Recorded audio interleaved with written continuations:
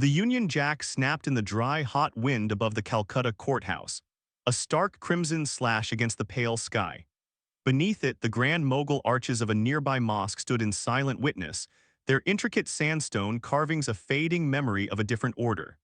In the military cantonment at Barrackpore, rows of sepoy soldiers moved in precise, dusty unison under the barked commands of red-coated British officers. Their faces, glistening with sweat, were masks of enforced discipline, but their eyes, when they dared to meet, held a simmering heat. Beyond the parade ground, the true weight of the company's rule pressed upon the land. A farmer watched, shoulders slumped, as a collector's agent levied a punitive tax on his meager rice harvest, leaving his family's future barren. In Jhansi, the palace gates were sealed under the cold legality of the doctrine of lapse.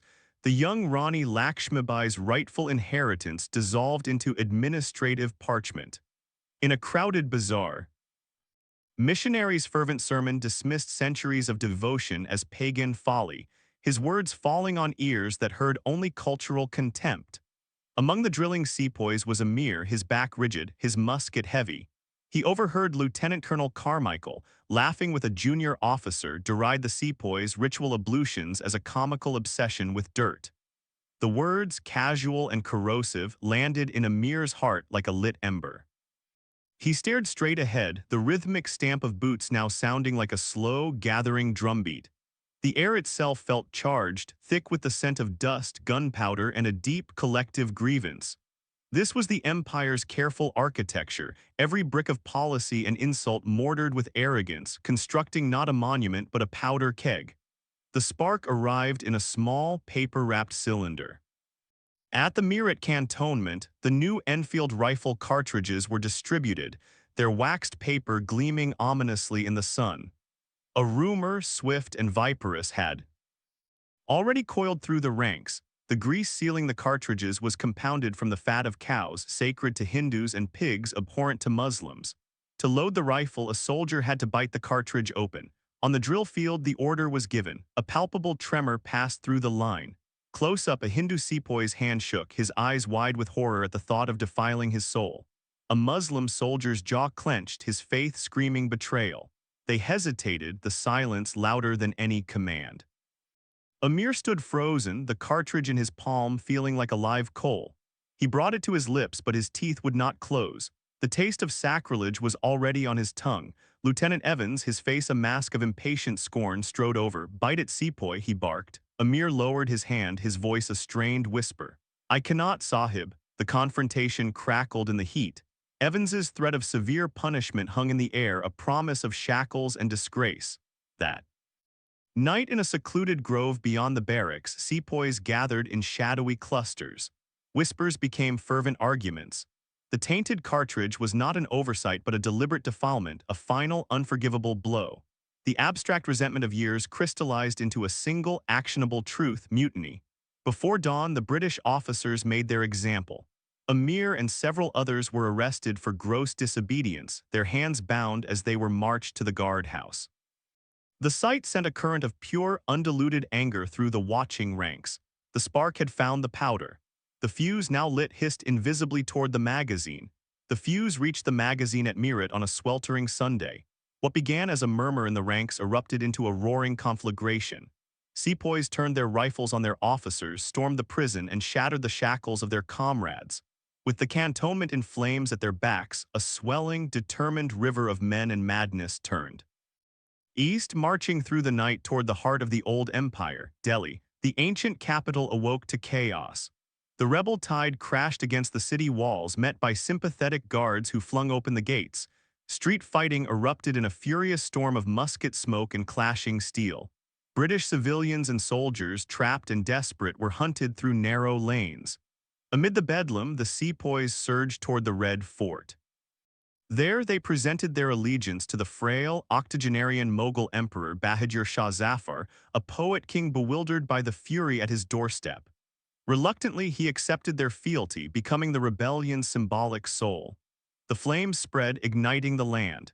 In Lucknow, the British residency endured a brutal siege, its walls pockmarked by cannon fire as civilians cowered in makeshift trenches, awaiting a doomed evacuation. At Kanpur, promises of safe passage were betrayed, resulting in a massacre that stained the waters of the Ganges and hardened hearts on both sides with a new, terrible brutality.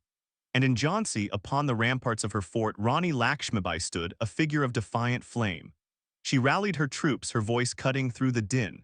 Mounting her charger, she led a cavalry charge, a whirlwind of silks and steel plunging into the smoke-choked plain. Around her, artillery shells tore the earth, and the camaraderie of rebels, Hindu, Muslim, prince, and peasant, burned briefly, brightly in the shared fury of their charge. It was a chaotic, explosive harvest, the costly, bloody price of a freedom not yet won. The British response was a storm of cold iron. Fresh regiments hardened in the Crimean War disembarked at Calcutta, their boots echoing with grim purpose. Heavy siege guns, dragged by straining oxen, lumbered north. The counterattack began not with a skirmish, but with a deluge of fire. Rebel-held cities shuddered under sustained bombardment. Walls that had stood for centuries crumbled into dust and screams. Delhi, the rebellion's heart, was encircled and pounded into submission. The final assault was a hellscape of close-quarter combat in ruined streets, the air thick with brick dust and the metallic scent of blood. The aged Emperor Bahadur Shah Zafar was captured not in battle, but while hiding at Humayun's tomb. His sons were executed before his eyes, a final, crushing blow. The last Mughal was exiled to Burma, his dynasty extinguished with bureaucratic finality. The reprisals were methodical and monstrous.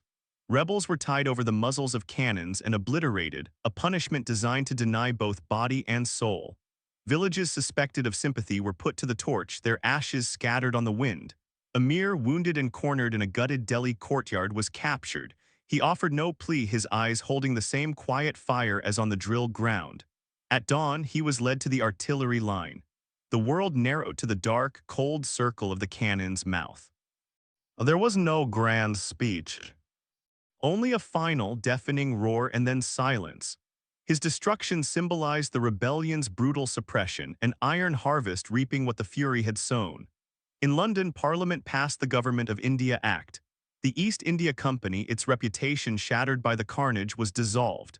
The British Crown assumed direct control. A new viceroy was appointed, and a vast bureaucracy expanded, aiming to rule with a more cautious but no less firm hand.